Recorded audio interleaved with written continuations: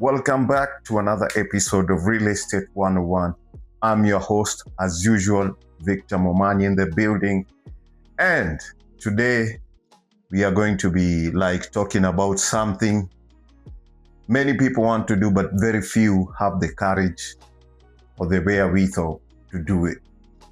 And this is, let me just say, it is investing in real estate. And let me say this up front. Real estate investing is not just for the rich or the lucky. It depends. Whatever amount of money you have, you can dabble in real estate, so long as you need to buy somewhere strategic.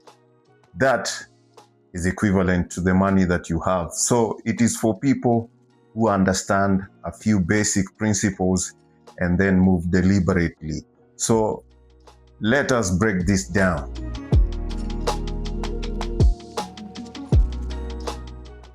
The first thing you need to understand about real estate is positioning, not rushing, because when you rush, that's when people make mistakes.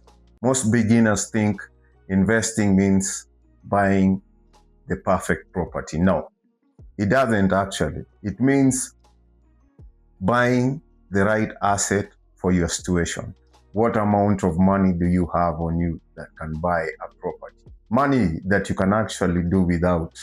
Let's say, not just that you invest your life savings on that, and then if anything doesn't work out, you just go bust.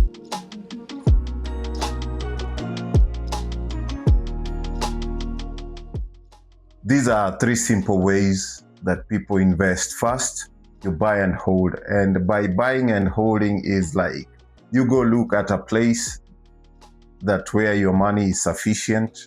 And for example, right now at Encop Holdings, we have plots for like 150,000 in a place that is growing fast.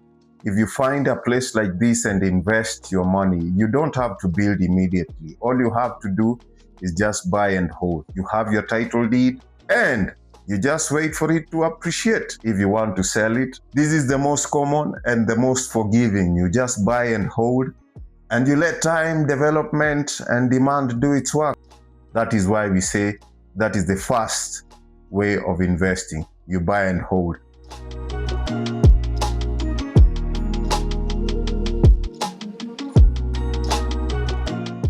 Second, you buy and use.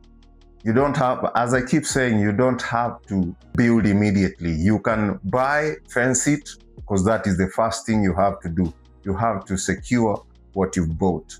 You can buy and use in this way. You can buy, set up a farm. Probably you can lease it to people who need to do something on it. If you don't have money to even do that farming, you're not giving them your title. You can also, if you have not building a home, you can build some mabati rentals over there. Put livestock over there. You can raise goats, you can raise chickens. It is not like you buy and let it just stay there. You put it to work, as I say, farming, renting, leasing, or building something small that generates income. I'll be covering this topic at length, and I'll be going outside there and show you how people use their 50 by 100s, their quarter acre, their half acre, their full acre. It doesn't have to be massive anyway. Whatever you're buying, it doesn't have to be massive. You start with what you have. That is what I said. And it just has to make sense.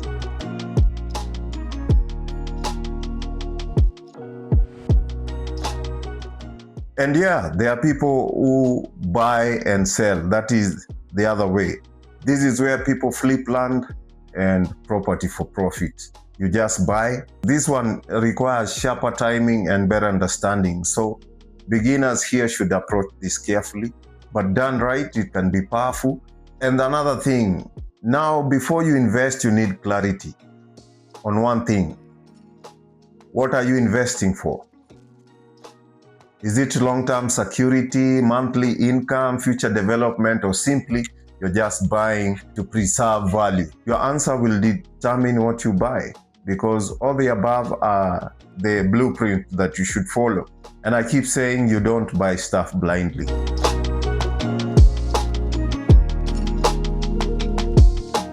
Next comes the location.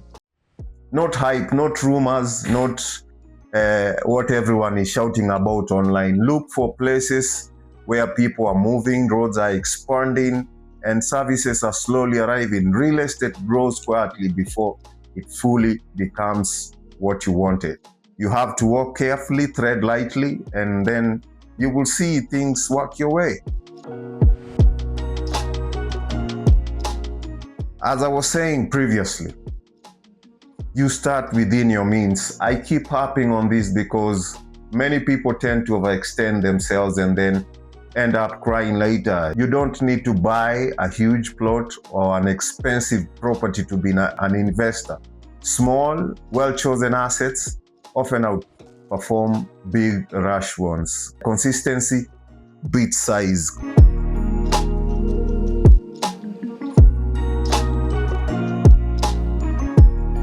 And another thing is paperwork matters. Paperwork. I did an episode about land scams in Kenya. You can go back and watch it. You have to have verifiable and certifiable papers for the land that you are supposed to be buying. If you don't have these papers, I keep saying this, you're setting up yourself for failure because they are fake ones. They are ones that are mired in dispute. There are others that have been sold to other people. You see, it is a plethora of mistakes outside there that are going to make you not to be an investor. But if you're wary of this and you're sharp, you can survive in this game. So a good real estate investments are built on clean documentation and patience. Others will tell you because you can see this place is a hot cake. Others will keep telling you papers are still being processed, they're still in the company name, blah, blah, blah, yakety schmack. Don't ever do that. Don't ever even put a deposit if you don't have legit and verified papers for the land that you are supposed to be buying. And there's something people don't talk about enough. The best real estate investors are not the loudest. They observe, they ask questions, they wait. They move calmly because people tend to rush things, and that's where they cry. You are conned at your point of greed because you see this land is cheap, but the papers, they can be brought by later. You want to make a killing before you even know that the land is legit. That is where people go wrong.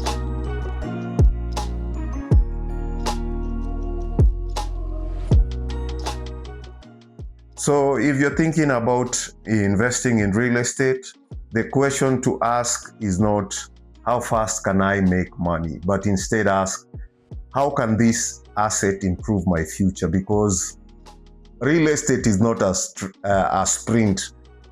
It's a long-term game. If you don't have patience, then this is not for you.